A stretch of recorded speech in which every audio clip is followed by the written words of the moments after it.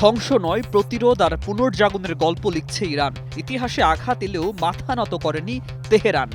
যুক্তরাষ্ট্র ইসরায়েলের হামলায় রাজধানীতে অন্তত ৭৭টি ঐতিহাসিক স্থাপনা ক্ষতিগ্রস্ত হলেও সেটিকে দুর্বলতা নয়, সংগ্রামের নতুন অধ্যায় হিসাবে দেখছে তেহরান। তেহরানের ঐতিহাসিক স্থাপনা সংরক্ষণ কমিটির সম্পাদক সাজ্জাদ আজঘারি জানিয়েছেন, ক্ষতির পরিমাণ বড় হলেও অধিকাংশই আংশিক।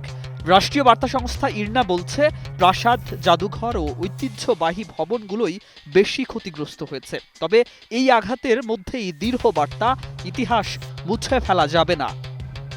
ক্ষতিগ্রস্ত স্থাপনাগুলোর মধ্যে রয়েছে ফরখাবাদ প্রাসাদ, ইশরাতাবাদ প্রাসাদ, কাসর কারাগার এবং মার্বেল প্রাসাদের পাথরের গেট।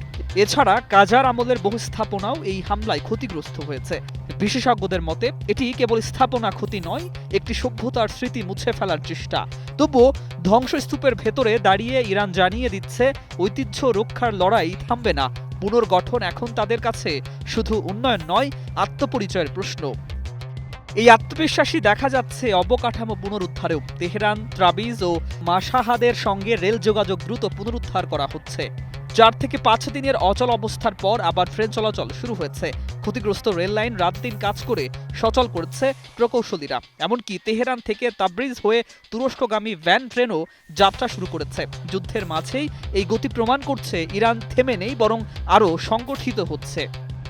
জ্বালানি খাতেও একই বার্তা, পুনর্গঠনের গতি থামেনি। ইরানের তেল মন্ত্রণালয় জানিয়েছে, ১ থেকে ২ মাসের মধ্যে ৭০ থেকে ৮০% সক্ষমতা ফিরিয়ে আনা সম্ভব হবে। উপতেলমন্ত্রী মোহাম্মদ সাদেক আজিমিফা বলেছেন, শোধনাগারগুলো দ্রুত সচল করার কাজ চলছে। লাভান শোধনাগারের একটি অংশ শীঘ্রই উৎপাদনে ফিরবে। ড্রোন ও ক্ষেপণাস্ত্র হামলার পরও এই অগ্রগতি দেখাচ্ছে, চাপের মুখে ইরান ভেঙে পড়ে না, বরং আরও শক্ত হয়ে উঠে দাঁড়ায়। আন্তর্জাতিক বাজারেও এর ইতিবাচক প্রভাব পড়তে পারে। একই সঙ্গে অর্থনৈতিক কৌশলেও পাল্টা চাল দিয়েছে তেহরান। হরমুজ প্রণালী দিয়ে চলাচলকারী জাহাজে টোল আরোপের পরিকল্পনা থেকে রাজস্ব আদায়ের পথে হাঁটছে দেশটি।